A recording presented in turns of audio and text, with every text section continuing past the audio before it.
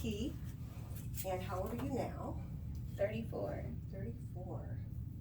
And so Key understands that this is going out to the world. She signed her consent form. You also, but you can, like point me in directions without giving gory details if you don't want. You know what I mean?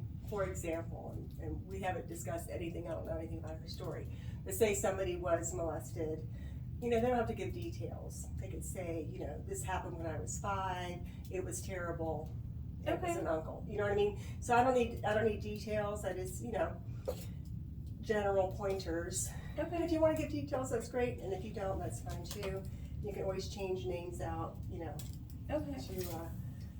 to your comfort level. So, what are we focusing on?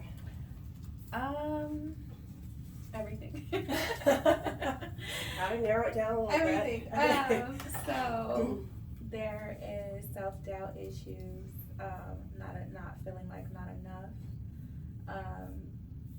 So how long would you say you've had Oh those my feelings? gosh. For a very long time. I want to say Since you were a teenager, since you younger. were younger, so like before 10? Mm-hmm. Okay. And all of our, whether it's fear, anxiety, self-doubt, is because we have experiences and we learn unconsciously, Yep. I'm not good enough, or I'm not accepted unconditionally. Mm-hmm. So if you were to know what happened, or whether it's being bullied at school, or teachers calling you out, or parents belittling you, like what happened, what that you do remember that caused the self-doubt? The first thing that is just like a known thing, childhood, I want to say maybe 9, 10-ish. My mom would always take in people's kids. I don't know who she thought she was. But Was she like had a home daycare or something? No, just family falling on rough times. So my mom's like, bring me your kids, I'll help you. But Okay, so she was well intentioned. Right. Okay. Right. So But the consequence for you was little things here and there. The one thing that stands out the most, my younger sister and I were in my bed, and then a cousin older than she and I was acting like he was in our room to watch TV. Of course, we fall asleep, but then wake up to feeling touched. When waking up to feeling touched, I go and tell my mom, and she kind of dismisses me. She's doing my other sister's hair, preoccupied from work, whatever. And doing her hair, and she goes, I'm gonna say, what's the name? So I'm just gonna say such and such, get out of their room. That's what she yelled. she just said to the cousin. Okay. She get out of their room. Or no, she said leave them alone. That was the first one. She said leave them alone. Okay. So then he's like, I'm not even doing nothing to them. But then I go back in my room, I lay down, and he then proceeds to try to touch my little sister. So with then touching her, I already told my mom. She kind of didn't address the issue. So I just kind of like used my knee to block her from being touched. You know how you kind of lay on someone and you like. So you were protecting your sister. Yeah, and then he proceeded again with me, and it hurted a lot. So then I was like, Mom, he keeps touching us. And she gets all upset. What do you mean somebody's touching you? Touching you like what? And I try to explain it to her. And she's like, you don't put that on nobody. That could ruin his life. And, because he was... So she's defending him. Yeah, Wow. A couple things just clicked. What just clicked?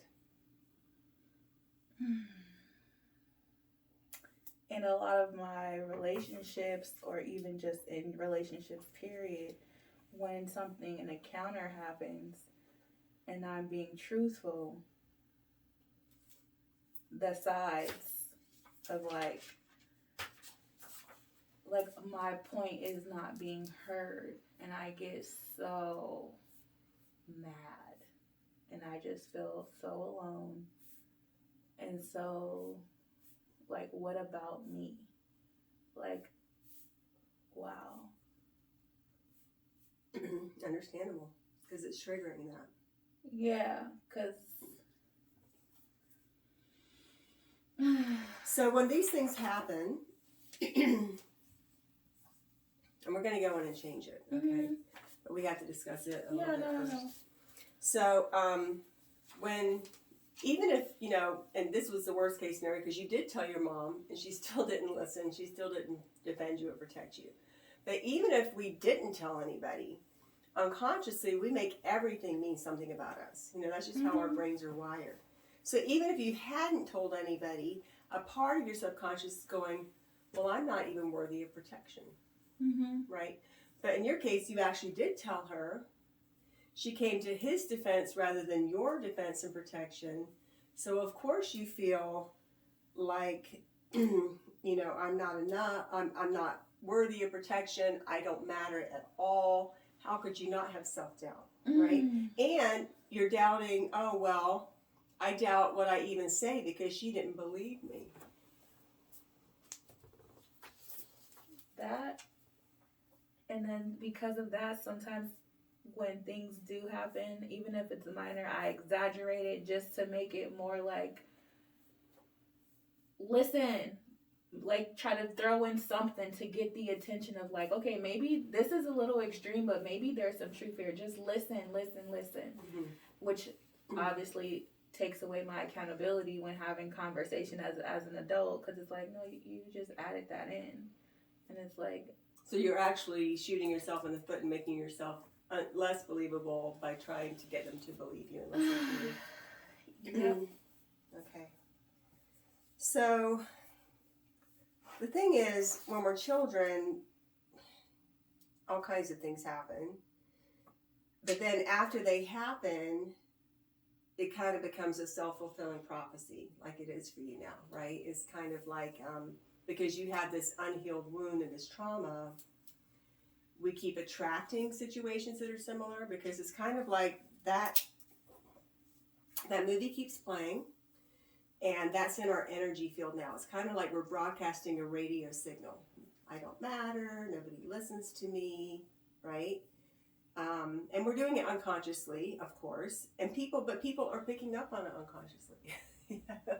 I was broadcasting a signal of I'm the victim, and when you're broadcasting a signal of I'm the victim, perpetrators or whatever, they're attracted to you. You don't have to say anything. You can be across the room. It's like a homing beacon. You attract each other, right? Victims find abusers, abusers find victims. And if you have this energy of nobody listens to me, nobody believes me, I don't matter, that is being cast, and then you will, the way this weird reality works, somehow, some way, unconsciously, you attract people and situations where there's some type of conflict where they don't believe you, listen to you, or hear you, right? And, you know, everybody's got their own flavor of crazy dysfunction, right? I agree. And so, like, I was never molested, but people who are, that same type of thing can happen over and over again. Or somebody's cheated on and they keep being cheated on. Yeah. And my mom was, had some anger issues. I'm putting it very mildly. But I kept attracting people with that energy, right? Mm-hmm. So it's kind of specific depending on your experience, right? Yeah. So, and then, the icing on the cake is, well, now I'm exaggerating and embellishing, and I'm making myself unbelievable. But that's not the cause, that's just an after effect. Yeah. Right? Okay, so that's one of the ways it's showing up in your life now. Are there any other ways that it's, showing up, the self-doubt is showing up in your life? With just living full out and like not playing small, there's a fear of like, oh well, if I A lot of this I know stems from my mother and I's relationship. We've had numerous conversations, but obviously the blocks are still there. Mm-hmm. Just everything, like I'm just not feeling like enough, and just So when you say you're playing small, how does that look? Like, how does that show up? I'd rather not be conflict. I'd rather take the back seat if that means, well, before. Now I'm kind of getting out of it, but I'm doing it in an angry way and not in a healthy way. So when you say take the back seat, are you meaning with interpersonal relationships, or what you're willing to try to goals, or All of it, both relationships and in. So give me one example in a relationship how you took the back seat because you didn't want to have confrontation. If there's a disagreement, something that I'm not okay with, or I'm uncomfortable with, I don't trust the situation, I would rather just, it takes a lot for me to speak up about it, and by that time, I'm a raging bull. Because it's like... So when you're having a hard time speaking up, it's because you're thinking what and feeling what? This is just going to be another fight. I'm going to... I'm not gonna be heard because I've shot myself in the foot. How can you expect to be trusted? It's like just a lot of like. Because you mean by exaggerating in the past? Okay. So, all right. So you shut yourself up basically because you don't want the fight. You don't want to be made wrong. You don't want to be invalidated, right? But then when you can't take it anymore, right? Crazy. You finally Psycho. and then it shoots yourself in the foot more because now, right? So it's a cycle. So you wait till you get mad. Okay.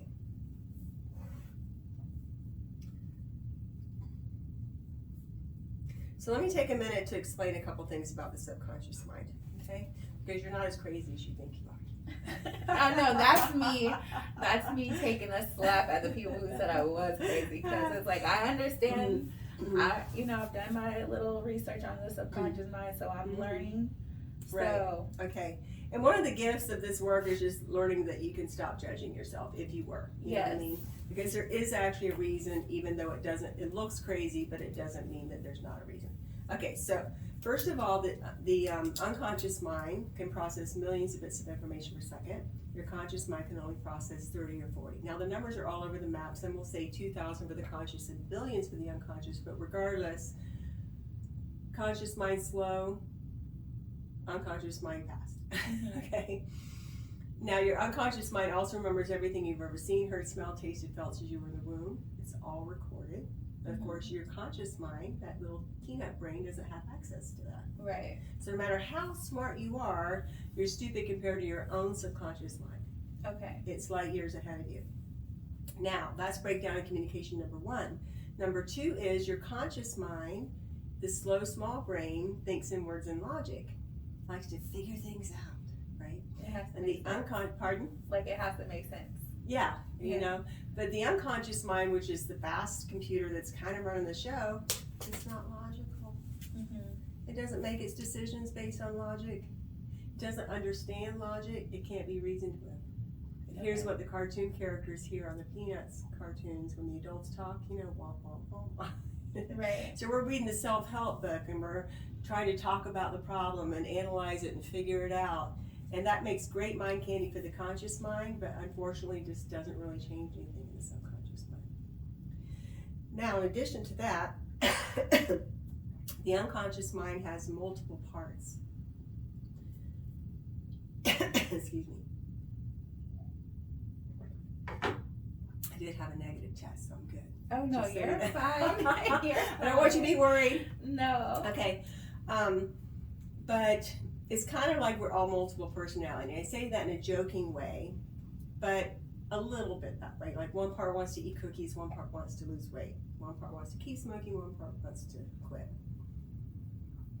So now all of these parts, it's kind of like you're the CEO of the factory and you have all these little employees, and you go around and tell the employee, hey, no, I need you to do it like this. And the employee's like, yeah, boss. But as soon as you walk away, it's like, Right. You're like, you just need to calm down. You're telling yourself, right, just be calm. Just, you know what I mean? And then this part is like the raging bull. So these parts, whether they're what we would judge as good, bad, or in between, they all actually have what we call a positive intention. They're trying to help you, but they can be confused because they learned whatever they learned, maybe when you were 3 or 7 or 10. So imagine there's a girl whose parents both work 2 jobs. She's sad and lonely. Every weekend she goes to grandma's house and grandma just loves her and dotes on her, right? And grandma always makes chocolate chip cookies. This part of her will go, oh, when I want to feel loved, I eat cookies. Right? Now that's not logical, but that's an association because they happen at the same time. She grows up, she's 300 pounds, so every time she's sad or lonely, this well-meaning part, it just wants her to feel grandma's love, goes quick, get some cake or cookies. She eats the whole box of cookies, then another part's like, love, who's gonna love you, fat cow? Psh, psh, psh, beats herself up, right? Yes. Now she's feeling even worse in the first part, still wanting to help her, but only having one little tool in its toolbox. It's a one-trick pony. Goes, oh, well, maybe it's ice cream that we need. Right. Right? Yes. Well-intentioned, highly confused, and it doesn't matter if it never works again but that first time. If it decides that's the way, it always thinks that's the way. So there's a part of you that thinks speaking up leads to, now is it worse to feel bad and not say anything, or to say something? Okay, so is it worse to express how you feel and be ignored, or just to not express how you feel? To not, because then I have, like, I'm just not. So usually I can't even kind of pretend to be okay when I let it. Right. When I So just I mean, let it sit. but it feels worse. Generally speaking, we feel more ignored if we express it, like you did to your mom, and nothing's done, than if we never said anything, right? Yeah. So there's a part of you that was very disappointed when your mom ignored you, felt very diminished, ignored, unimportant, very hurt, betrayed. And that part of you, when that happened with your cousin, is like, we don't ever want Key to feel that way ever again. Right. So it's actually protecting you from that feeling. But another part's like, but then I'm never going to be heard and I've got to express myself, right? So it's like cookies and losing weight. These 2 parts are in conflict. One part's like, just keep your mouth shut because you're not going to listen anyway, and that's just going to feel worse. And then another part's like, you're going to listen to me because I'm not, you know what I mean? So it's like one part wins for a while. You keep your mouth shut until that part is so angry that it lashes out, right? So that's just kind of why it happens like that, right? Okay. So, because these parts aren't really together, they're not working together, they're one part wins, you know? So it's, you know, and this can show up in all kinds of ways. The person that gets into a relationship, but then they always cheat, or then they always break up, or they get a job, but then they start no call, no showing. You know, one part wants security, one part wants freedom. Right. One part wants, you know, a relationship, but one part doesn't want to be trapped. You know what I mean? Right. So and even the parts that seem really awful, you know, the cheating people, right? It's the same thing. You know, if a fat, ugly boy was made fun of by the boys and the girls were like, ew, okay. He goes to college, he thins out, buffs out, gets taller. Now he's handsome. All the boys want to go to their parties, all the girls want to take him home. this part that had no self-esteem, felt completely rejected his whole life, goes, oh, finally. Right. But then that gets attached to the way, cookies is the way to feel love for Sally. The way to feel good about yourself is to take your girl home. Okay. Right? It seems worse, but it actually emotionally is working the same way. It's just the positive emotion got attached to a certain action. So then another part of him wants a more intimate, serious relationship, and gets into a relationship, and everything's going great, but then 6, 9, 12 months later, maybe he loses his job or they stop fighting, and now that insecure part's like, we don't ever want Billy to feel like he did when he was 12. Right. Go to a bar and take your girl home. And it goes back to that old coping mechanism. Okay. But the thing is, we don't know why we're doing this stuff. Right? We're just Right. like, I don't know, I just woke up and I took this girl home and I feel like a jerk and I don't even know why I did it. Because people like actually don't know why most of the time why they do it. Because these parts like hijack the system. It's like the employee in the factory going, I don't care. That boss doesn't know what he's talking about. He's got his head in the clouds. We know what really needs to be done around here. Right. Okay. Okay, so now you alluded to, obviously we have the one memory that we're going to deal with today, but you alluded also to with your mom. So what were the other aspects of the difficulty of your relationship with your mom, as far as, you know, feeling like you're not enough or playing small? Like I said, my mom just always took in other kids. So as a kid, you don't really understand what's going on. You just know, like, I have to give up this, I have to give up that. And we and you barely get along. I have to give that up too. Like, so that. And then. So when you had to give up stuff, you felt what? Again, what about me? What about me? Like, what about, like, okay, like, I understand, but.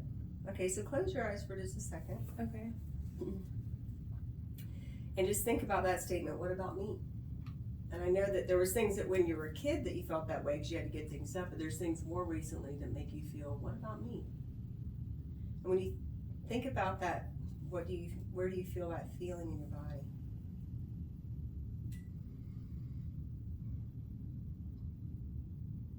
In my chest. In your chest. Okay. So when we have these parts, you can open your eyes.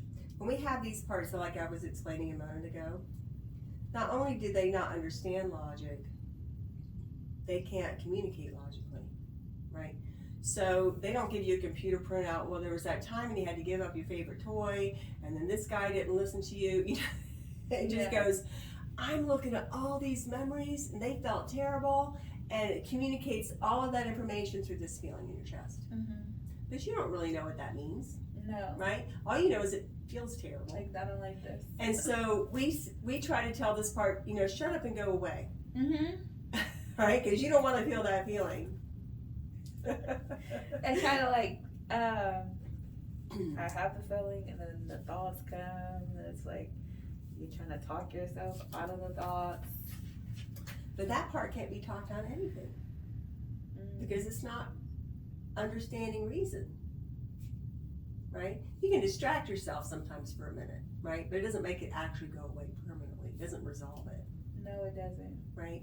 So you're telling it to shut up and go away, and it's going, no, you really need to You need look to at pay this. Pay attention to me. And it's saying the same thing you Don't said. get blindsided, You know, girl. Nobody listens to me. It's saying to you that you're saying to other people.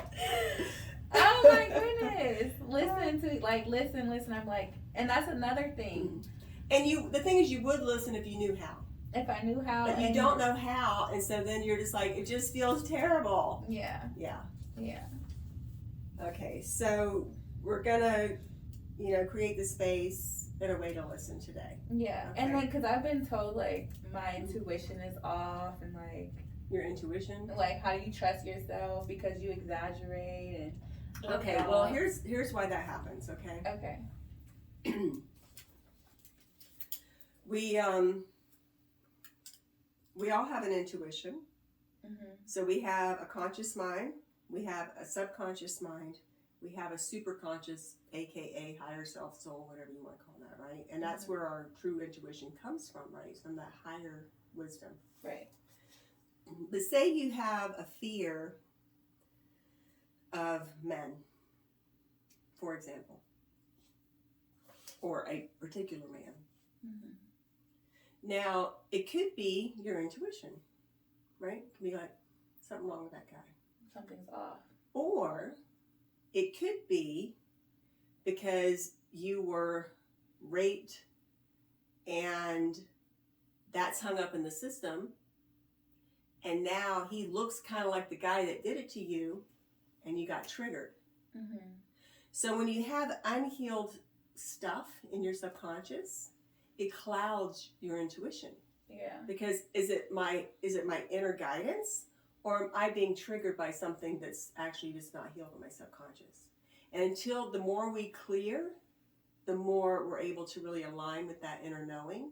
And until we're clear, it's very cloudy. Okay. You know, so that's why. Okay. And I'm not even saying they're right. I'm just saying, if that's true, that's why. Okay? And the more of this work that you do, you know. Yeah, the no, more I'll clear be you back. get. We can have a follow-up. Okay. All right. So, now anything specific. So your mom did all of these things not intentionally, obviously, to hurt you. She was just not mindful. Right. So she lacked some awareness, right? And let me just draw you a little picture. Hopefully you guys can, I'll show it on the camera.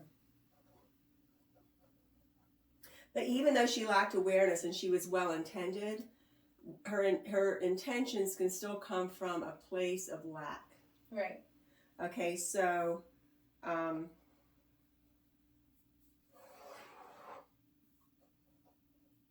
show you this and then I'll show it to the camera.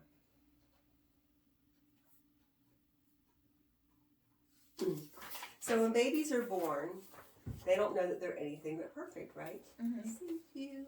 Right. Okay. And then in some form that happens. A bunch of Scheiße, as Germans call shit, right? Okay. So you're stupid, you're funny, your mother dresses you funny, you're don't listen to you, I'm going to listen to your cousin, you need to share all your toys, whatever happened, right? It could come in a million forms. Now, we become deeply insecure, right? I'm not enough, I have self-doubt, nobody listens to me, I don't matter, right? And that rocks us to the core.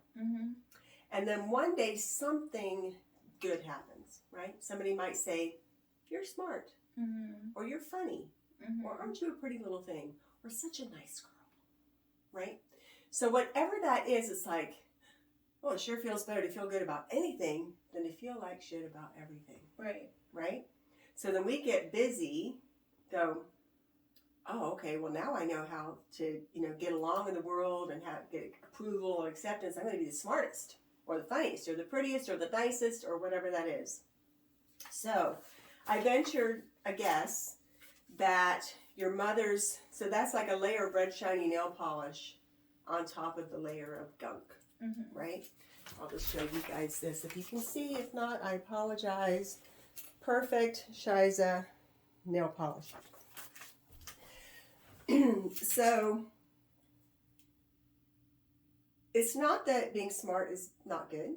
It's not that being funny is not good or nice. But when we feel like we have to be that way to gain our acceptance, approval, and love, it's a trap. Oh, for sure. Right? So now it's not like, well, some days I want to be pretty, and some days I don't feel like putting makeup on, and some days I want to be smart, and sometimes I want to go to the beach for the weekend instead of having to give everything up to get the A+++. Right? So we don't have options to be in the flow. And I venture a guess that your mother's shade of shiny nail polish, okay, was to be the giver, the caretaker. Absolutely. Right? So it's not that it's not great to be a caretaker and a giver, but when it becomes compulsive, Because if I'm not that, I'm nothing but a big pile of doo-doo, right? Now I'm not balanced. And if it's almost like a compulsion for her, it sounds from what you're describing. Now there's worse compulsions. There's heroin and beating up your wife. You know what I mean? Right. I mean, it's not a bad compulsion, but it's out of balance because she wasn't really able to tune in to see how it was affecting her daughter, right? Or your relationship with her, or things like that. And we're all out of balance. I mean, I'm not throwing your mom under the bus. I'm just saying it was out of balance. Yeah. Right? And so she was dragging you into her formula for how to feel good enough. Yeah. And requiring you to make the same sacrifices that she was choosing to make, which weren't fair for you. And it's so, I'm not going to say crazy. That statement is interesting because even so Steve has my mom. I got with my kid's dad. He was way older than me. I was 15. He was 26. We kept it quiet for a long time. Got pregnant, 19. Decided to separate at 20 because it just got crazy. Then I got in this whole fake lesbian relationship, whatever. But that statement, I've been attracting people, even my current situation, I've been attracting situations, relationships that whatever your burdens are, they're now becoming mine. Whatever your what are? Like your burdens, like okay. whatever you're trying to mask to feel good about yourself, I'm in that too. And I'm sure they're probably in mine as well, but that... Right, but it could be, I mean, and to some degree, obviously, we're all affected by each other. However, if that was an unconscious lesson that you were actually taught that you should, right, be this way, then you unconsciously learned that you should take on their issues, right? And so not everybody shares that specific pattern. That's a specific pattern for you that you were kind of through, whether it was just a little bit of guilt or you wanted to be noticed, wanted to be liked, wanted to be accepted. And also these obvious expectation from your mom, that you should give them your toys or whatever, you know what I mean? And you can't, as children, we can't live without our parents. We can't feed ourselves. We can't clothe ourselves. Our literal survival depends on pleasing the chief of our tribe, which is our parent. So we make these little sacrifices all the time, everywhere, every minute, because, well, if I'm not doing what they expect me to do, well, what's going to happen to me, right? So it's all deeply unconscious. It's even survival level fear. That is, I see that just came to me in so many different ways. So, you learned that, for my mom to accept me and for me to feel safe, I need to sacrifice myself for others.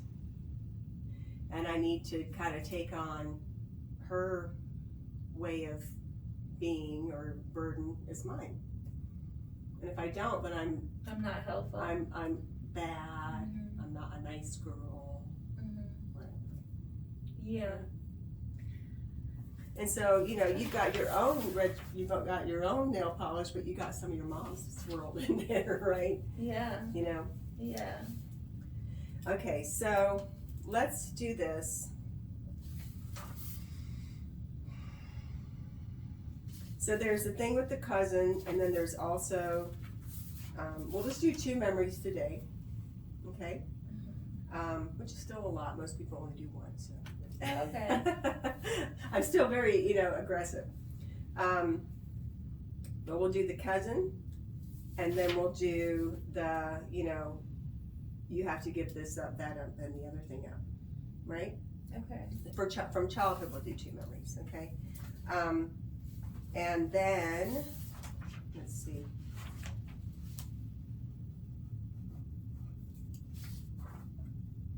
And before we do those, we're going to do this feeling in your chest, okay?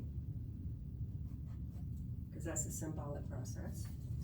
And then, I don't want to sacrifice me anymore. You don't need to. Okay. So my strategy works like this. You have these movies playing in your unconscious, whether you ever thought about it or even could remember it consciously, okay? Because 30 bits, millions, you don't know what's going on in there, okay? So they say that a still picture is worth 1,000 words, right? But you have movies where you're actually in your body at whatever age. You're in your body, you're hearing it, you're seeing it, you're feeling the emotions. How many words would that be worth? Right. Who knows, millions, you know. So we try to combat all of this information in these movies with sight, sound, emotions, feelings, 3D, with positive affirmations. I'm good enough. I'm smart enough, right? But you've got millions of words and you're trying to combat that with like 3 or 4 words. You're barking up the wrong tree. It's a losing battle, right? Okay. So my strategy, which I've had great success with, is we go in and we take creative license and we literally change those memories. Now your conscious mind will remember what happened. It's not like you're gonna call your mom up and go, remember that time we went to Disney World? It's a good bookkeeper, it'll keep track. But your unconscious mind doesn't care. As long as it's experiential, it'll go, oh, okay. I'm safe now. People do listen to me, okay? Because it has a new experience. It sees it differently, it hears it differently, it feels it differently, okay? Now, for the feeling part, we want to give your mom, in particular, we'll deal with your cousin differently. I'm taking you don't really have any love lost between you and him or a relationship anymore, so we don't need to heal that relationship. Yeah. But your mom, you told me it's not a bad person, she just maybe lacks some awareness in this guy. So she needed awareness, first of all. I venture to say that she needed to know that she was good enough without having to do all that stuff. Yeah. Right? Because she's really awesome. Pardon? She's really awesome. Mm-hmm. And everybody, none of us really got the love and the unconditional love and acceptance we needed as children. Right. Right? Is there anything else that your mom needed to feel inside that would have just made her navigate the situation a bit better?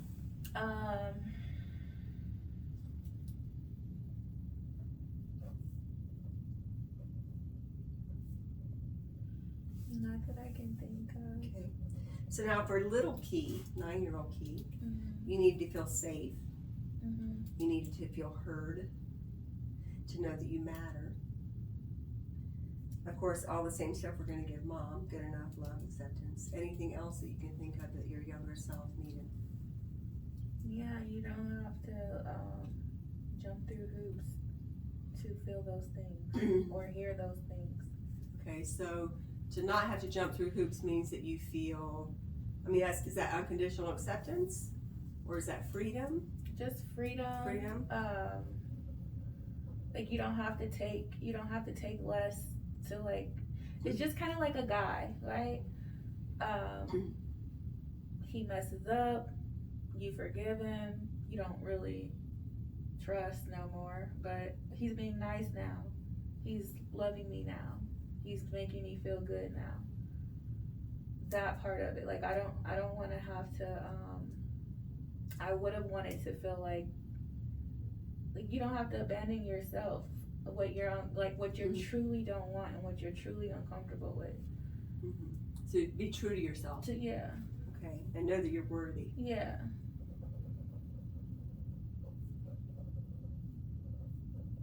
I'm like all over the place. Okay, hey, most people have a long list. Okay. So the first thing we'll do, well, the first thing is that feeling and shape thing. But then we'll go into hypnosis. And hypnosis is not like the movies. Okay, it's not like especially with this type of session, it's, you're always going to be aware and awake. You're always hearing my voice. It's very interactive. You have to roll up your sleeves a little bit and get to work. Okay, it's not like I just send you away on a cloud and read you some nice things. Okay, there are hypnosis sessions like that. That's not this type. So we will anchor these positive emotions. Now we talked about how parts create associations. Your unconscious mind, you hear love and cookies. So we take advantage of knowing that that's how your unconscious mind works, and we create an association between these positive emotions. And any simple gesture, but I just have you squeeze your hand into your fist because it's easily reproducible. Okay. So I'll say, think of a time, anytime, anywhere with anyone where you felt love. It could be with your mom, a pet dog, a childhood friend, a lover. I don't need to know. I won't even ask you. Then I'll say, when you've thought of a memory, say, okay, because I just need to know that you found one. Okay? And then I'll say, be there, see who's there, notice where you feel that feeling of love, let it get bigger, stronger, spread, and grow. And then I'll have you squeeze your hand to the fist to anchor it. Then relax your fist. And then we'll do the same thing for awareness. Any moment where you knew you were good enough, could be sports related, work related, even if it was just for 5 minutes, but there's one golden moment where you knew you were good enough, or felt that you were good enough, right? Mm-hmm. And then we do that for each of these. Then we go back into the memory with cousin. First of all, we're going to see your younger self, bring her through time, have a conversation with her. There will be a point where I'll have you ask her if it's okay to let these feelings go. Now, most of the time the child says yes, occasionally the child says no, and there's a reason for that. So it's okay if she says no, just tell me if she says yes or no, okay? If she says no, here's why. We talked about multiple parts. So imagine there's a boy whose cat got hit by a car and killed, and now he's terrified to cross the street because he doesn't want to get hit by a car and killed. Now he's always too scared, he won't get hit by a car, and then he can never go anywhere. So until he learns how to safely cross the road with a pedestrian crosswalk or to look both ways, the fear does serve a purpose as a default protective mechanism. Make sense? So if the child says no, it's because there's a part of you that goes, we can't let go of this.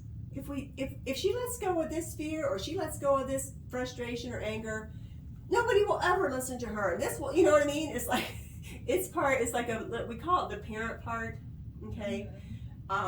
It's the part that's protecting the child, but in that very hyper-vigilant, overprotective way. Like, you can never leave the house, you're gonna get hit by a car, right? Mm-hmm. You can never let this go, or God knows what'll happen, right? So if the child says no, we talk to that little parent part of you, okay?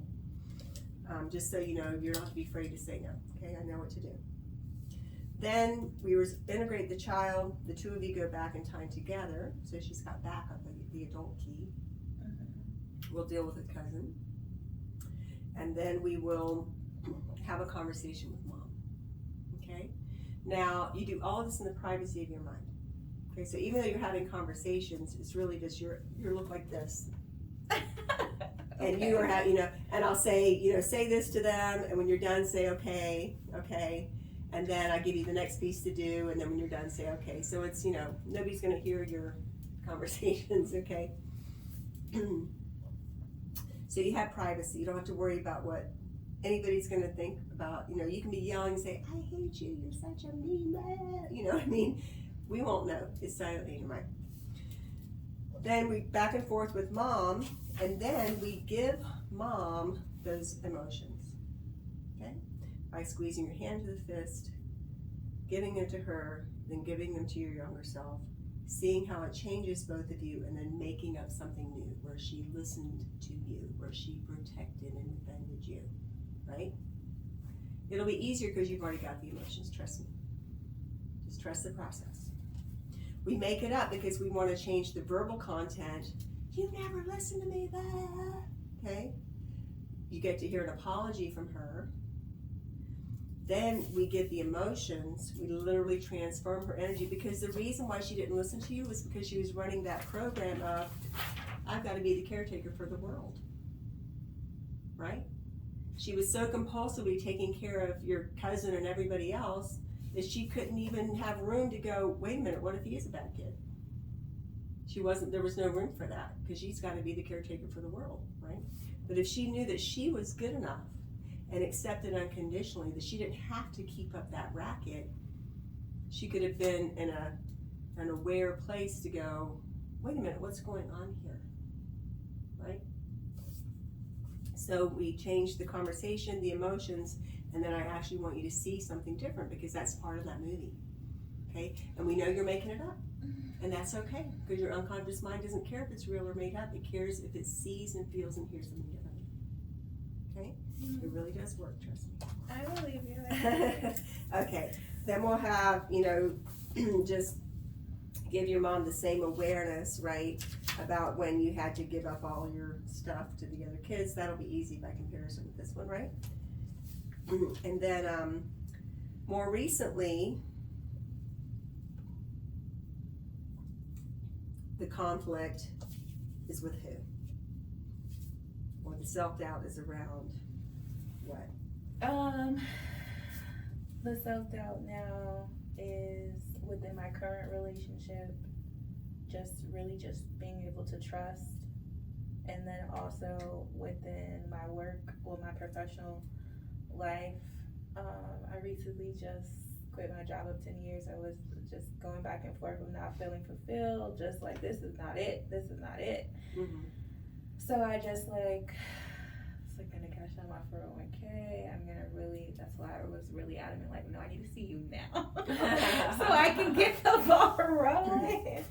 Okay, so you're afraid to walk away from a 401k? No, I already did. Oh, okay. Friday was my last day. I turned in all of my equipment yesterday. Mm-hmm. I don't have any, oh my gosh, why did you do that feelings. It took me a very long time. Mm-hmm. It took me I want to say 3 years. Wow. To do it. Okay. Well, just this is dumb. Not dumb, but it's soul sucking. It's killing me. This is not for me. I wake up, like you said, the person who called out, I do not want to go get this piece of paper to give. Just walk away. Just walk away. Mm-hmm. It's okay. You're gonna be okay. Literally telling myself that. It's okay. Yeah. But that, and that just comes with, knowing that when the time comes, I can and I will show up for myself. Yeah. And my child, and just give us the best life that we truly deserve. So what do you see yourself doing for money or career? Well, I do have my mobile notary, so I'll be doing that. I'm going to start doing that online as well. I also want to start day trading. I started my groups. Nice. I'm in the learning process of it now, so I haven't really only put $300 in, so I'm just so that's that. And then so it doesn't really sound like you need help with that because you already kind of figured that part out. Just the only thing I would say I would need is just the confidence part of it. You got it. And I know my confidence being broken comes from childhood. It comes from trusting people. Like I said, I was in a relationship with a very different age dynamic, and that was a mental fuck. Mm-hmm. Just never. Were they like a narcissist or just manipulative or taking advantage or what? If you with my childhood, he was a knight in shining armor. Who right? Was? The person. Oh, okay. The romantic. Yeah, interest. he was a knight in shining armor. Someone's gonna protect me now. Protect you from what? My mom. The relationship with her. So you told me that she made you give things up to other people, but what else? I feel like there's still a piece we haven't talked about. So that was a 9-year-old key, that one. But then so that happens, we move, and then more family members come. This one's I'm a little older. I'm developed. Mm-hmm. Teenage boys. Mm-hmm. Mom, this is happening. You always saying something, more dismissal, more this, more that. So the knight in shining armor was protecting you from being molested. Right. Okay, it got to a point I was locking myself and my siblings in a room. That actually did end up going down. And because the first situation happened the way it did, I just kind of ran to the knight in shining armor. I'm safe now. But this is willing, right? This interaction is willing. It's not being taken. So this is safe. No, girl. Anyway. So how much older was he than you? 11 years. Okay. So, and you were home? 15. Oh, 15. So were you still living with your mom? So I was living with my mom. Yeah, I was living with my mom, but I was sneaking away, or I was like, they knew each other, so it was like I was a baby. I was like, I'm babysitting his kids, so she was like, okay, bye, whatever. So you thought because you were consciously choosing it and you didn't understand the unconscious choices that we make, that this was a healthy thing for you, right, at the time. Right. Meanwhile, you're fucking 15 and he is statutory raping you. Yeah. I mean, 15 is very young. No, I know. Right. Trust me. I look at my son, he's 14, and I'm like... How did you finally break away from this knight in shining armor? I was 19. So before I had I found out I was pregnant, and I was like... And you got pregnant from him? Mm-hmm. And I'm like, fuck. I was planning on leaving. Mm-hmm. But then I'm like, just you got a baby, like, figure it out. So I ended up staying another year and a half, 2 years, 21. With him? Mm-hmm. Did you live with him? Yeah, at this point. So I started living with him at the age of 17. Mm-hmm. We lived together at the age of 17, taking care of his kids. Then 19, I get pregnant. Then we, have our baby. He's in a depression because his father passes. He loses his job. Saying, oh my God, this is so crazy. What about me? He brings in his family to live with us. Nothing's going on that is harmful to me or my child, but there's just somebody always there. Like you have your 2 kids and I have my 1 kid. Mind you, I'm the only one working at this time. Your uncle's so it's the here. Same dynamic. The same, just the same. Mom like bringing in people and everybody's taking your stuff. Everybody's taking from me. That's why I just said, wow. Like everyone's taking from me, and then, I'm sleeping with other women. Me not really knowing. Like, what's that? Like now, as I'm older, I'm like, no, you were doing the most, obviously, but you're a grown man. Like that's whatever. I was the young thing at home to take care of your kids. And when you were out in the world, you were out in the world. But just the lies or the secretive relationships, the things with his kids' moms, like just play, like, when people play in your face, like people are like, I can blatantly see that you're doing this, but you're telling me you're not. And then when you're gonna lie to me or you're lying eyes. And that is the same. So every relationship, I've only had 3. Him, the fake lesbian one, and then the one now. They all have this kind of third party situation, whether it be a child's mother, an ex-best friend, or whatever. I do not trust them. Mm-hmm. And so he was definitely cheating on you. Yeah, and the fake lesbian situation. She said that she wasn't, but she definitely brought a lot of drama, which to me, like, whatever. Okay. And then in the current situation, his thing is just because other people did that, that's not what he's doing, regardless of how crazy it looks or random. Like, I don't know. Everybody has their way of justifying. So what's going on in the current situation? I mean, why are you not trusting? Is it things just there? The way we got together, we were like both. I was ending the lesbian situation. He was ending his situation. So we were basically creeping around, right? That, the inconsistencies with what's the plan, what are we doing, that not showing up, and I understand, like, everybody has their path and whatever, but for me, we weren't progressing enough, and then I just felt like, are you still with this person? Mm-hmm. Okay. We're on our way to, we've been discussing separation. So inconsistencies with plans, Like I mean, planning, have you like caught what's in our lies or anything future? like that, What's or- our future gonna look like? And what's this in 6 months? What's this in a year? Like, not really for me. Not really progressing. Not really. So there's definitely a commitment issue, but as far as you feel like there's been any lies or any deceit or any.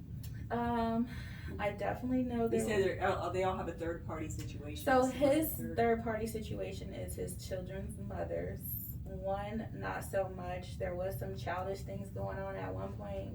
There was like a whole party and she was like emotional, wanting him back. And then with the current with the younger one's mom, to me there's like a lot of unnecessary communication. I don't know what the communication's about. I just know I walk in a room, I see a name. We pick up, there's just always something. And to him, it's like, I'm just co-parenting. You're triggered because your son's dad was doing these things. And he could be right. He could be. You know what I mean? Like I said, because it's hard to know, and if you've had enough trauma that it's easy to get triggered, right? Yeah. I mean, everybody's relationship with their ex is different, and some people have very, relationships that are cordial. Yeah. And they're kind of friends now. But And that's the thing yeah. I would ask, because I did have previous situations. What is this? Mm-hmm. Tell me exactly what it is, so I can know. Right. This is what it is, and then I won't be questioning. Right. Oh, it's just about the kid. Mm-hmm. But I'm a parent too. There's not that much co-parenting in the world. It's just not that. Right, It's just not it. So I mean, and that could just be like he isn't good at communicating, Yeah, he isn't. He's a procrastinator, and but that alone has caused so much. Right. So, all right.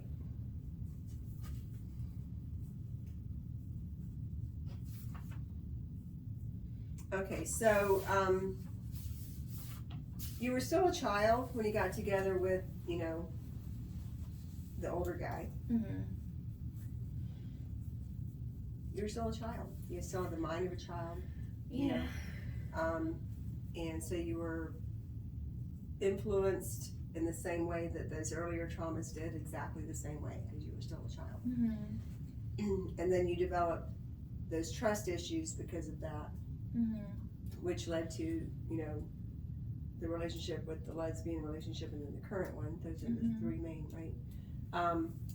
And so, but his was obviously, when it comes to the trust part, is that the older guy, right? Because first of all, it was your first, and second of all, you were still a child.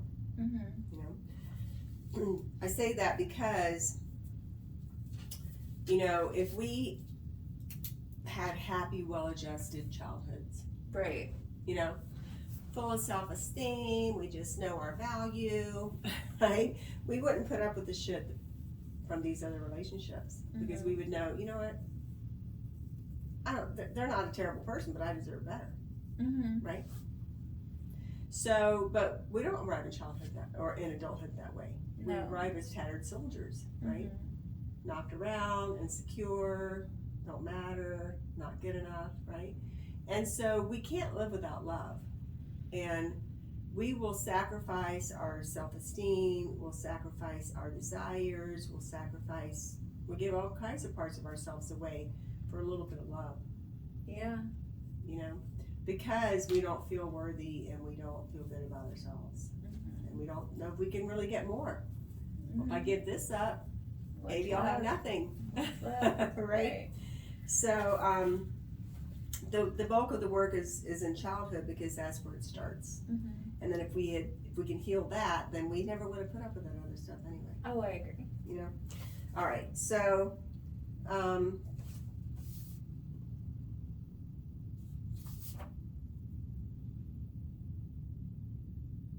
so we're gonna skip the chest thing because we've got quite a bit to do.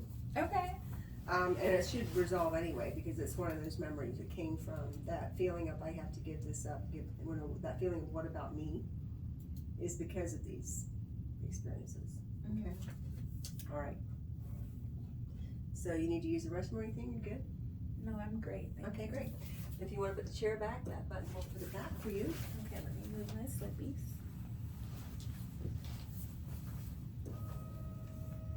Let's go deep. Get me right. Well, you're gonna remember, like I said, this you don't have the luxury of floating away on the cloud on this one, okay? Okay. So just place your hands on your lap, palm upward, take a deep breath, close your eyes down. And bring your focus and awareness to the inside of your right palm. And then move your focus and awareness to the inside of your right elbow. And into your right shoulder. Across to your left shoulder. Down into your left elbow. And down into your left palm. Over to your right palm. To the inside of your right elbow. Into your right shoulder. Across to your left shoulder. Down into your left elbow. And down into your left palm. And now bring your awareness to your eyes. Relax your eyes and the muscles around your eyes fully and completely. In fact, relax them so much that as long as you maintain that level of relaxation, you'll find that they just won't work. When you've achieved that level of relaxation, go ahead and test them and find that you've been successful. Very good. Stop trying and go twice as deep. And take that relaxation that you've achieved around your eyes, send it up to the top of your head and all the way down to the tips of your toes in a warm wave of relaxation, and just notice how good that feels. In a moment, not now, but in a moment, I'm going to ask you to open your eyes and close them again. And when you close them, you can allow yourself to go up to 5 times deeper. Open your eyes, close your eyes, close your eyes 5 times deeper, deeper and deeper still. In a moment, not now, but in a moment, I'm going to ask you to open and close your eyes again. And this time when you close them, you may find yourself going up to 10 times deeper. Open your eyes, close your eyes. 10 times deeper. That's it. You're doing perfectly. In a moment, not now, but in a moment, I'm going to ask you to open and close your eyes one more time. And this time when you close them, just let yourself go much deeper. Open your eyes, close your eyes, much deeper all the way down. And in your mind's eye, see yourself standing on top of a hill or a mesa, and a big white fluffy cloud floats over. It's a magical cloud that can hold your body weight. You step onto the cloud and make yourself really comfortable. As I count backwards from 5 down to 1, that cloud will take you down and down, deeper and deeper into hypnosis. 5 going down, down, deeper down. 4 swirling down. 3 drifting down. 2 floating down, and 1 all the way down. Now I'd like you to allow your unconscious to bring up into your awareness any memory, any time with anyone where you felt the feeling of love. When you thought of or chosen any memory at all, doesn't have to be the right or the perfect memory. Any memory where you felt love, when you've chosen any memory, say okay. Okay. And just be in that memory, see who's there, notice where you feel that feeling of love. Let that feeling begin to spread and grow and get bigger. Spread and grow and get warmer. Bigger and warmer, bigger and brighter. And take your left hand and squeeze it into a fist. And the more you feel that love, the more you squeeze, the more you squeeze, the more you feel it. And then relax your fist. Think of any memory where you felt accepted just for you, the way our pet dogs make us feel. They don't care if you've got money in the bank or your makeup on. They just accept you unconditionally. When you can think of that type of acceptance, say okay. Are those happy tears?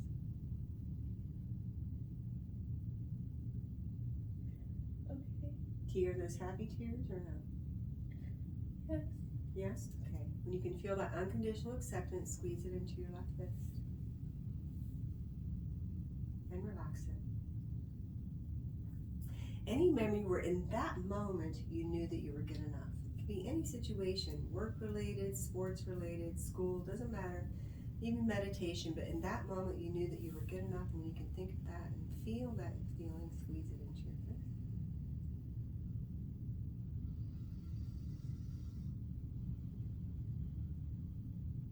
Even if it was just for 5 minutes, any moment where you knew that you were good enough. Be with your child. Wonderful. And relax it. Any moment, and relax your fist. Any moment where you had awareness, like you really knew what was going on, what was important, some type of awareness, and you can feel that, squeeze it. And relax it. Any moment where you felt safe, maybe you were lying in someone's arms by a warm fire under a blanket, but any moment where you felt safe, when you can feel that safety, squeeze it. And relax it. Any moment where you felt heard, somebody listened to your feelings, what you had to say, think, or feel. When you can feel that, think of that feeling of being heard, squeeze it. And relax it. Any moment where you knew in that moment that you matter, and that somebody made you feel you matter, or you knew that you matter because you were making a difference. Any moment where you knew that you matter. Wonderful. And relax it. Any memory where you just felt free as a bird. Maybe you're on vacation at the beach. Any moment you just felt free as a bird, and you can feel that free feeling. Relax it. Any moment where you knew that you were worthy. You knew that I am worthy of love, happiness, joy, whatever. I'm worthy of attention, protection, any moment, any type of worthiness, and you can feel that, squeeze it. And relax it.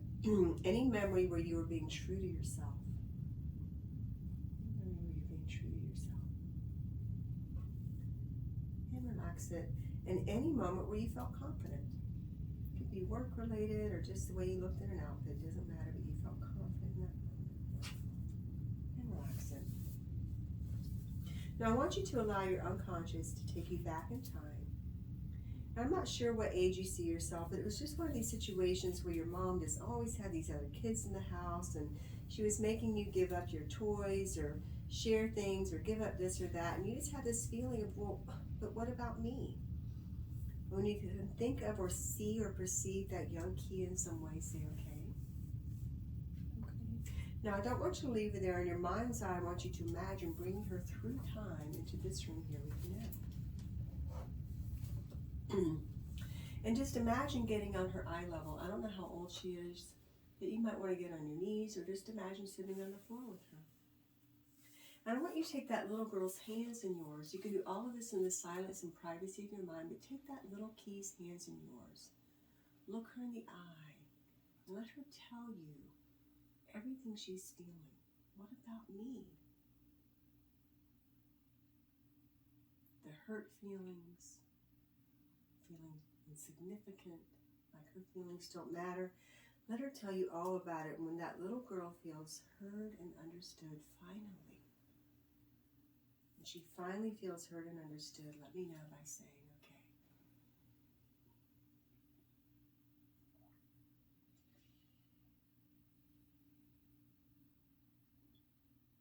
Just give her time to say everything she needs to say.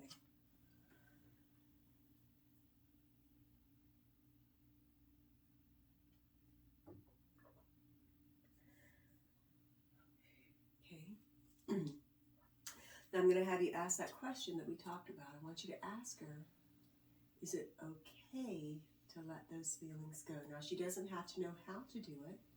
Just ask her, is it okay to let those feelings go? And does she say yes or no? Either answer is okay, but does she say yes or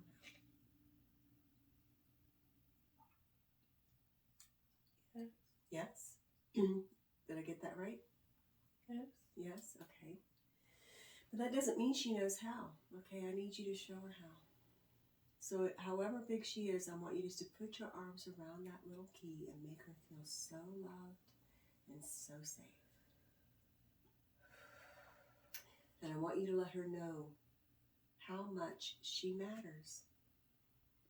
You know what? She matters so much. You've come all the way back through time just for her. And she's starting to think she doesn't matter and she's invisible. And I want you to bend down and whisper in her ear and tell her everything she needs to hear. Tell her all the things that are good about her and right about her. All the ways she does matter. When you've loved her and hugged her and told her everything she needs to hear to really let this pain go once and for all. When you can see her smiling, let me know when she's smiling.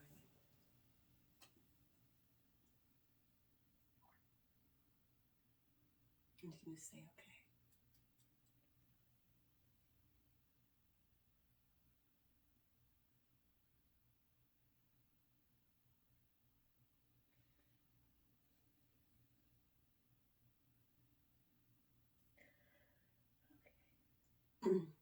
Now I'm going to ask you to do something a little bit strange. I want you to imagine you're going to shrink her down to the size of the palm of your hand and put her right inside of your heart where she knows she'll never be alone. You'll always be there loving her, reminding her of what's good and wonderful about her. And Key, I want you to make a promise to that little girl.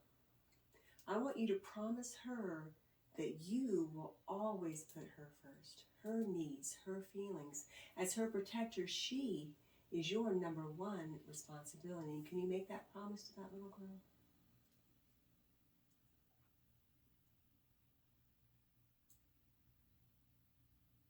Can you make that promise to her? Yes? Yes? Okay. Beautiful. Now I want the two of you to go back in time together. This time she's not alone. She has the adult Key like a guardian angel from the future. And I want you to see your mom in front of you. Now she's not going to move or speak or dismiss you or defend other people. She's just really going to listen. And just like before, you can do this in the privacy of your mind, but I want you to say everything you've ever needed and wanted to say, but more importantly, everything you've ever needed her to acknowledge. And it's okay if you're angry, or if it's okay if you're vulnerable and cry, but wherever it's authentic, I want you to say everything right now and do not hold back. This is your chance to actually be heard.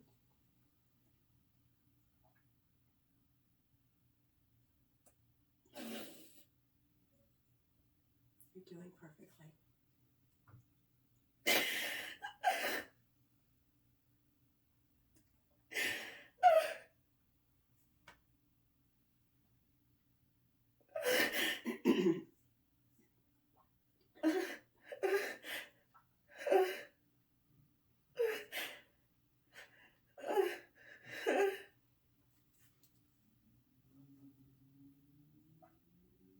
When you've said absolutely everything, let me know.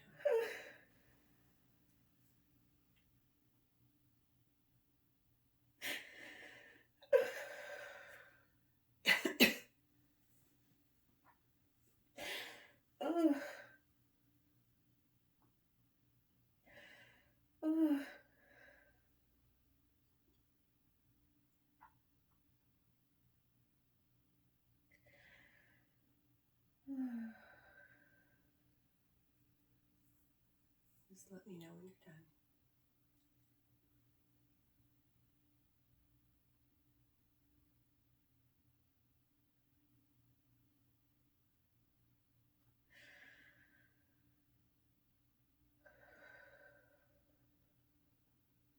Okay. Now we're going to create a miracle inside of your mind. So I want you to imagine that God himself just came down and kind of like shook her by the shoulders. Because she's a good person, but she's running these programs, right? And she just needs that awareness. She needs the light bulb to go on. So just imagine that like he woke her up from this trance and the light bulb goes on. And when you can see that look of awareness and remorse, let me know by saying, okay.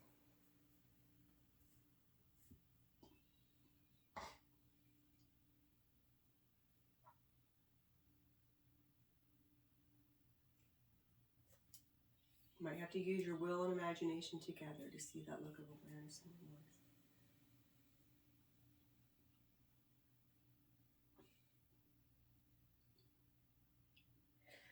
remorse. Okay. Pardon? Okay. You got it? Okay.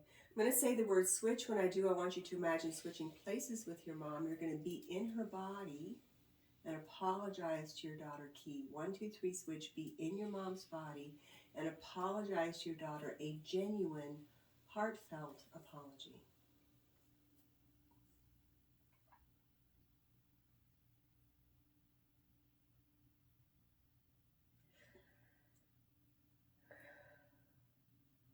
And let me know when you're done.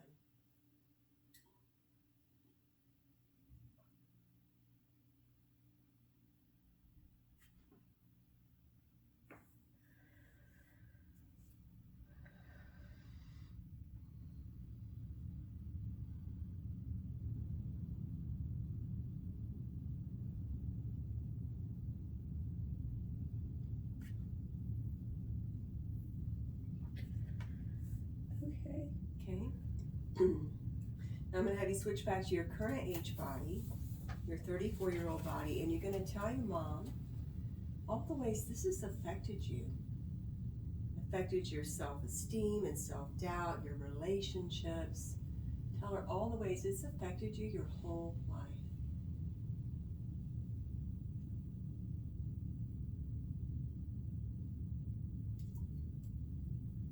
And let me know when you're done.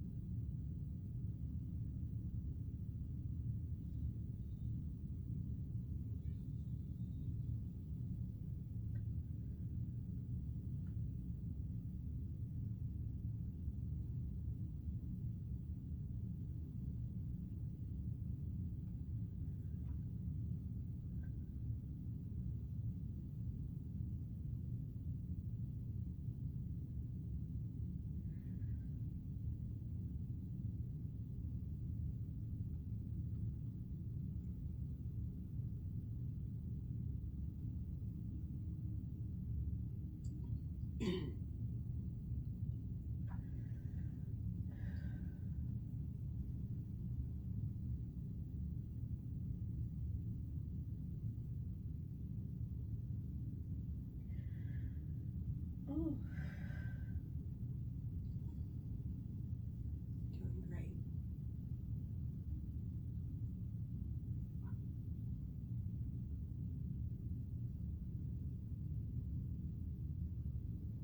Just let me know when you're done.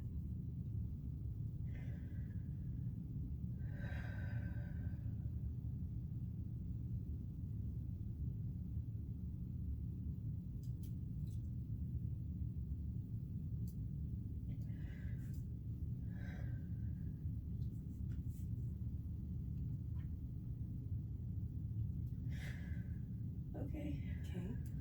Now I want you to tell her, Mom, that's going to end here today, right here, right now. Because as a little girl, I didn't know how this world works.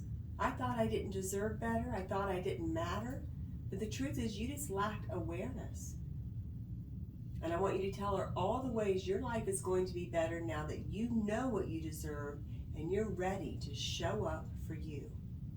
All the ways your life's going to be better now that you know what you deserve and you're ready to show up for you.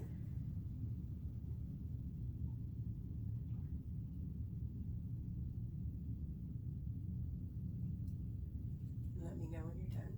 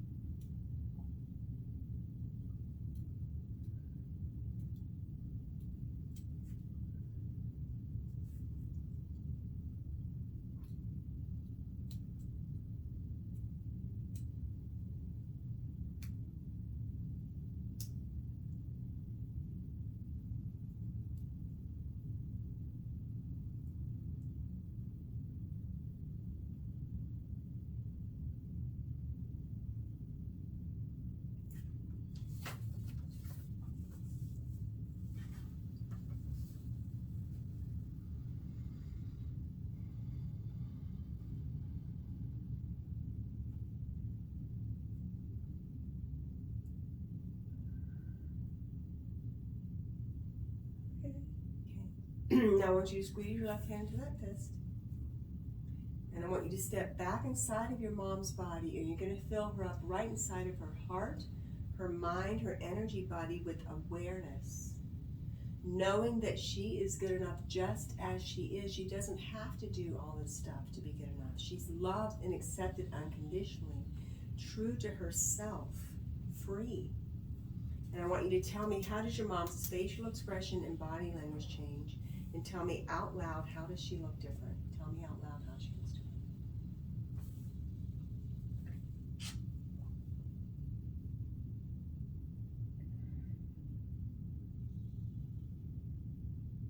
She is always smiling, but now she's smiling with her eyes. Beautiful. She has light in her eyes. Pardon? Like a spark in her eyes? Yeah. Yeah. What about her body language? Does she look more relaxed or anything like that? Yeah. Beautiful. Now I want you to step inside of little Key, that little girl, and fill her up on the inside with love, acceptance, knowing that she matters, she feels safe, knowing that she's worthy, good enough just as she is, safe to be true to herself. And how does little Key look and feel differently? And tell me out loud. She has a real smile.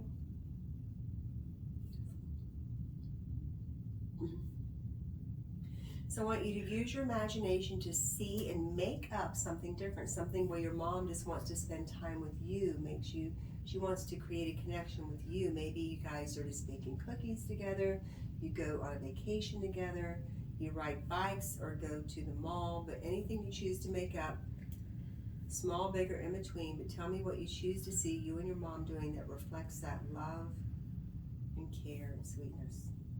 Cooking. Cookies. And how does Key feel making cookies with mom? We're cooking and she's teaching me. Mm-hmm. She's showing me, being patient with me. Mm-hmm. And how does it make Key feel to have her mom being patient and teaching her and spending time with her? See? Safe? Is that what you said? See? Seen, yeah.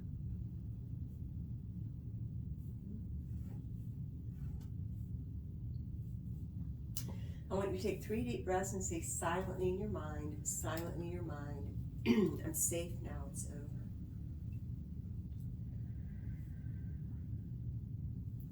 I'm safe now, it's over. I'm safe now, it's over.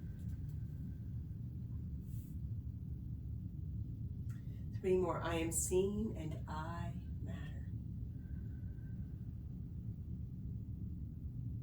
I am seen and I matter. I am seen and I matter.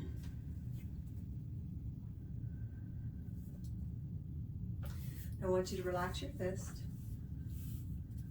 We're going to go to that situation with the first time you were molested by the cousin. I want you to see or perceive that 9 or 10-year-old Key in some way and say okay when you can see her. Okay. Bring her through time. We're going to go through the same process. Take her hands in yours. Look her in the eye. Let her tell you everything she's feeling about the situation.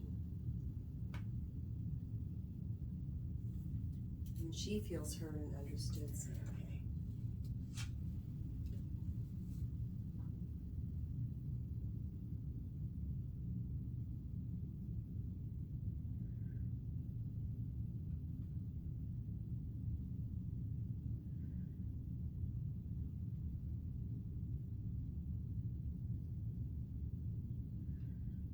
Okay.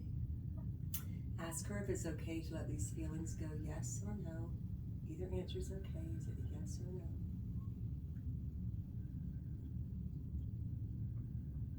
Yes. Yes. But I need you to show her how. So I want you to put your arms around her, make her feel safe her feel completely safe and loved. And I want you to tell her this is not your fault. This was never your fault. And I want to make sure that I want you to make sure that she knows that she is pure innocence, as innocent as the day she was born. And tell her anything else she needs to hear to let this pain go once and for all. And when you can see her smiling,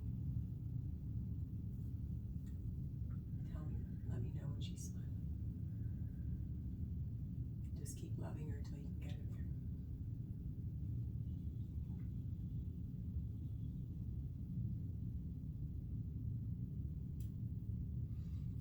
Make sure she knows too, I believe you. I believe you.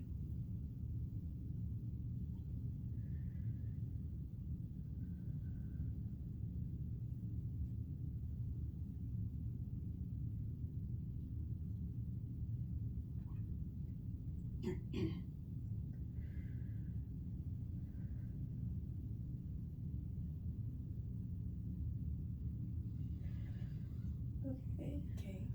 Shrink her down and put her in your heart with the other one.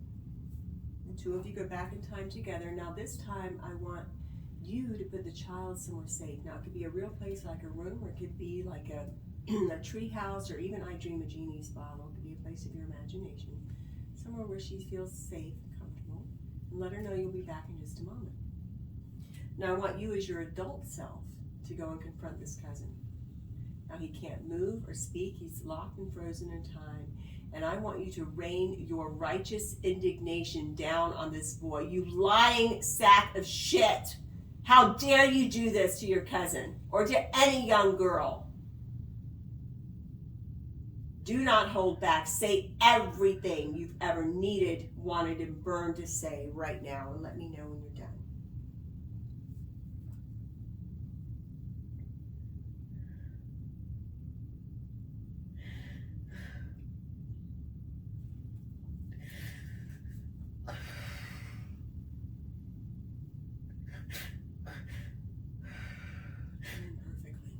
Perfectly.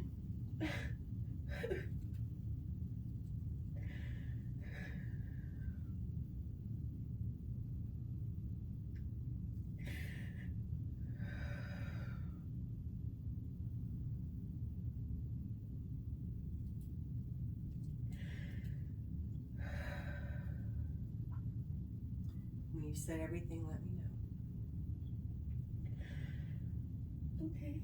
Okay, now I want you to imagine that he's going to shrink down and get smaller and smaller, and you're going to get taller and stronger like Wonder Woman until you are towering over him and he looks up at you with terror in his eyes. When you can see that look of fear, say, okay. Now I want you to use your imagination. You're going to send him somewhere where he can get his just desserts. It might be juvie, it might be prison, it might be a deserted island. Wherever you choose to send him to get his just desserts, but tell me where you choose to see him going and tell me out loud. Juvie.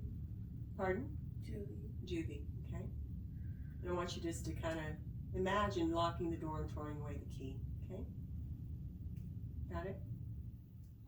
Now I want you to go and get the child wherever you put her in that safe place. I want you to get down on her eye level, take her hands in yours and tell her, you're safe now, it's over. You're safe now, it's over. He's never going to do this to you or anyone else ever again. I've made sure of it. Now I want you to squeeze your left hand to that fist. Step inside of the young 9-year-old Key. Fill her up with all of this love and safety. She's worthy of protection. She matters. You have come back to save her. And how does she look and feel differently? She's playing. Pardon? She's playing. She's Wow. happy. Beautiful. So I want you to take 3 deep breaths and say, silent your mind. I'm safe now. It's over. I'm safe now. It's over. I'm safe now. It's over.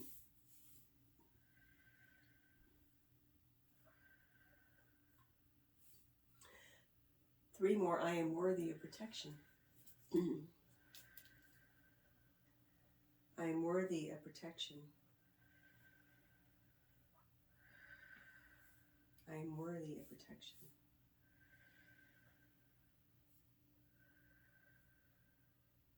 I am pure innocence. As innocent as the day I was born. I am pure innocence. And it's safe to be happy. It's safe to be happy. It's safe to be happy. Now relax your fist. I want you to go to the second time that this happened, with a little bit later in life, with another person in the house. And I want you to put the child somewhere safe. The child key. You as your adult self go in and confront this perpetrator. Same thing. Read him the riot act. You're a liar. Pardon? You're a liar. Let him have it. You're a liar. You embarrass me. You liar.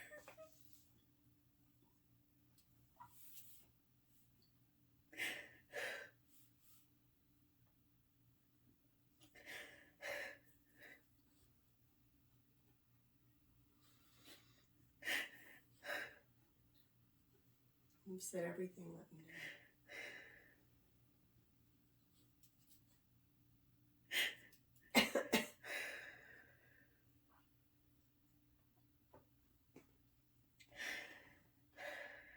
Okay.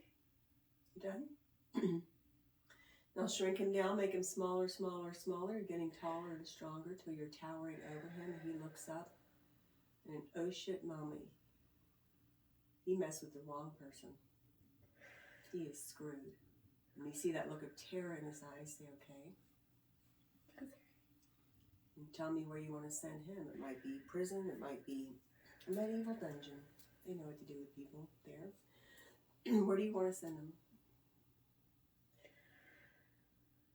In a dark, dark room. A dark, dark room. So I want you to actually see him in that dark, dark room. Yes. And know that he can't get out. Yes. Okay. Now I want you to go and get the child in that safe place. Get down on her eye level. Tell her you're safe now. It's over.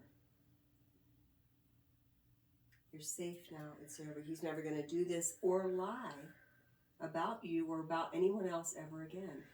He's not getting away with this ever again. It's over. It's done. He's in that dark, dark room. Squeeze your left hand into the fist. Step inside of this key. Fill her up with all of that protection, safety, knowing that she is worthy of protection. She can be true to herself. She is seen and heard, vindicated. The truth is coming out. How does she look and feel? She's not hiding. Not hiding. Hiding's over. How does she feel not having to hide anymore? Beautiful. Beautiful. That's right. She is beautiful. So when you take 3 deep breaths, say silent in your mind, I'm safe now, it's over. I'm safe now, it's over. I'm safe now, it's over. I don't have to hide ever again. I don't have to hide anymore. I'm done hiding. And I am beautiful, inside and out. I am a beautiful soul. I am beautiful.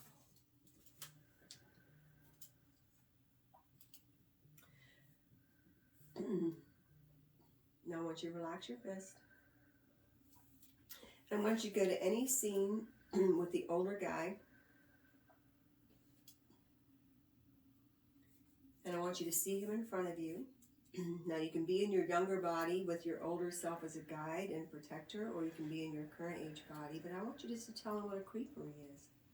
He's selling you this line of bullshit that he's your protector. Meanwhile, he's molesting a 15-year-old girl.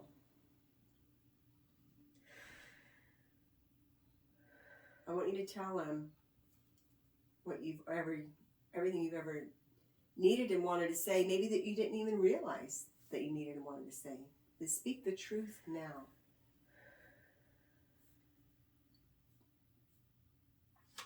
Let me know when you're done.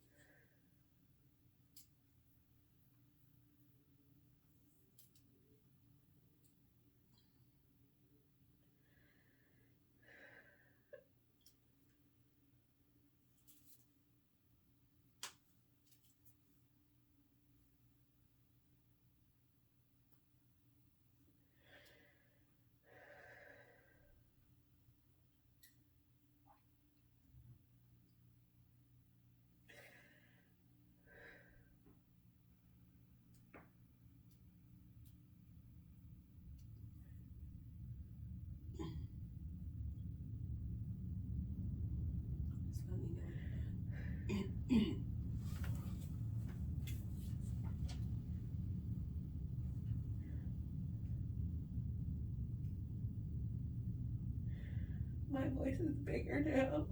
Yes, it is.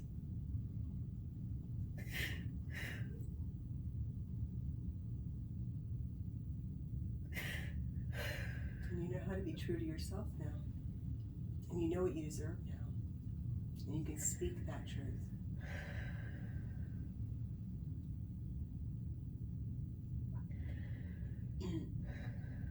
Okay.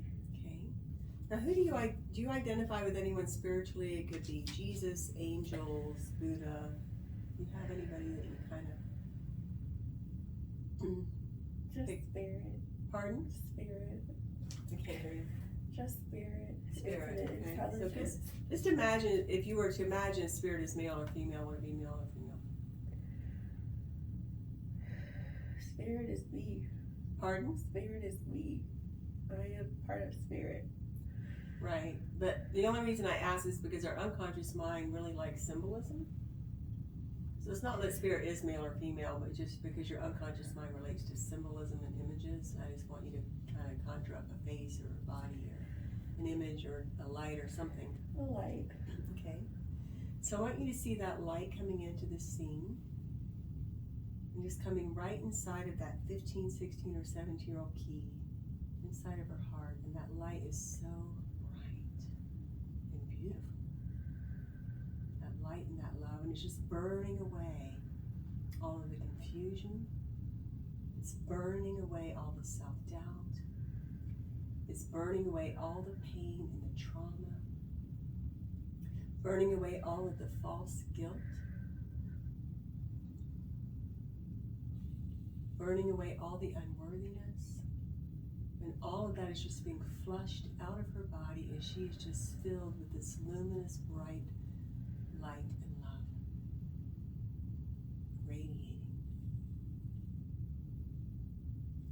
Now I want you to squeeze your left hand to that fist and also fill her up with all of this confidence, being true to herself, knowing her worth, completely free of the past, safe, she matters, absolutely more than good enough, loved and accepted unconditionally. And how does this key look different and feel different? Tell me out loud. She stands up straight. Mm-hmm. No more slouching. Mm-hmm. So you see her in her power. So I want you to see her. She's full of love and light, and she's radiating, and she's in her strength, and she's standing up straight. And tell me, what does she do differently? How much sooner does she leave this guy? How much sooner does she tell him to kiss off, or whatever it is that she tells him or does? And how do you see that changing?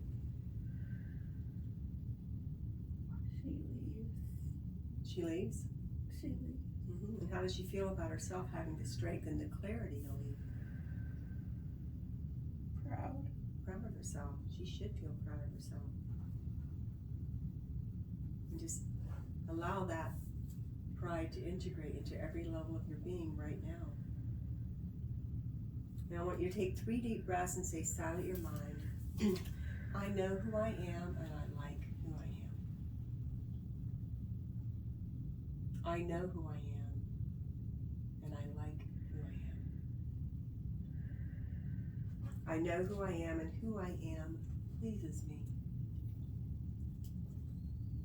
I am a good person. I am. I'm a good person. And I need no one's endorsement to tell me I'm good. I know that I'm good. I'm a good person and I need no one's endorsement to tell me I'm good. I know that I'm good. Not in an arrogant way, in a rich, resonant, deep way. I am a good person.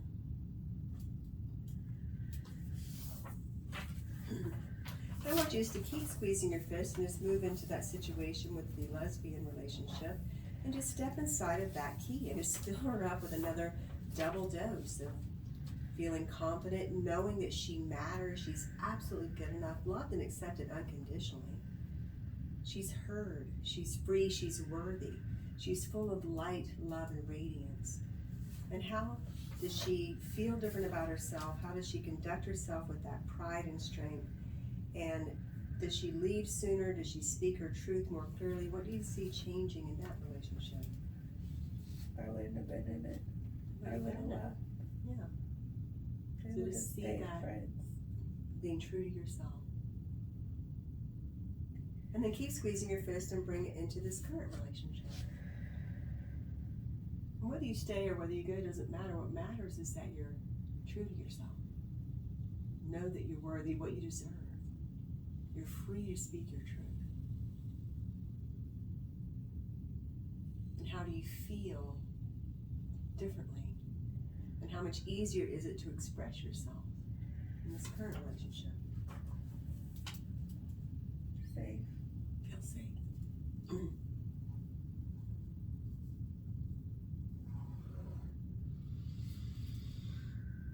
And how much easier is it to discern your inner guidance, your intuition, to know whether it's just you being triggered or whether it's actually something that maybe is a little off kilter. With ease. It's easy to trust yourself now, isn't it? Yeah. It's easy to express yourself without anger or going bonkers, right? You trust yourself, you trust your knowing, and you can simply speak it clearly. Feeling confident, comfortable, trusting yourself, knowing that you're a good person.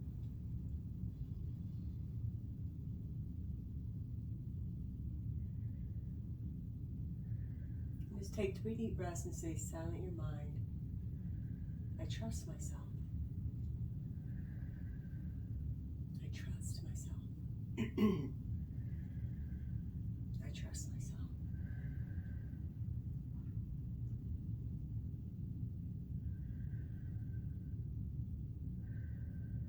I'm going to count from 1 to 3. On 3, your eyes will open. You'll come back into this room feeling wonderful in every way.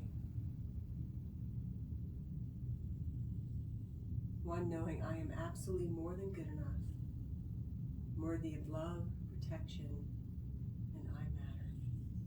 2, I trust myself to speak my truth. And 3, eyes open.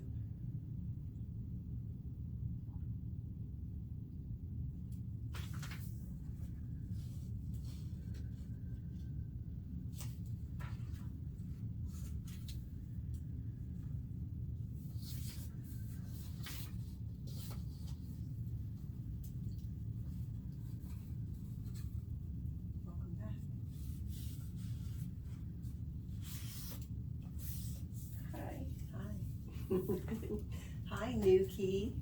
Hi.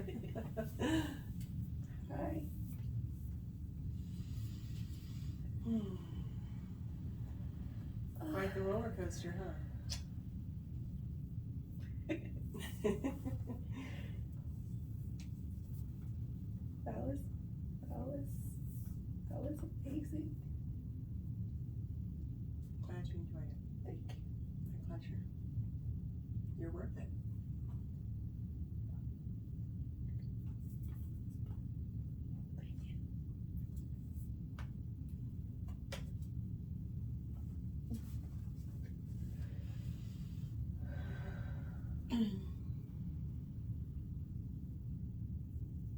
So we'll check in a week or so and see if you feel like you need a follow-up, or you may or may not. It's obviously very comprehensive. We get a lot done in one session. Kind of rewrite your whole life in a sense, almost in one session. But there can be, little stragglers or, stray ends or whatever. And we can clear those up.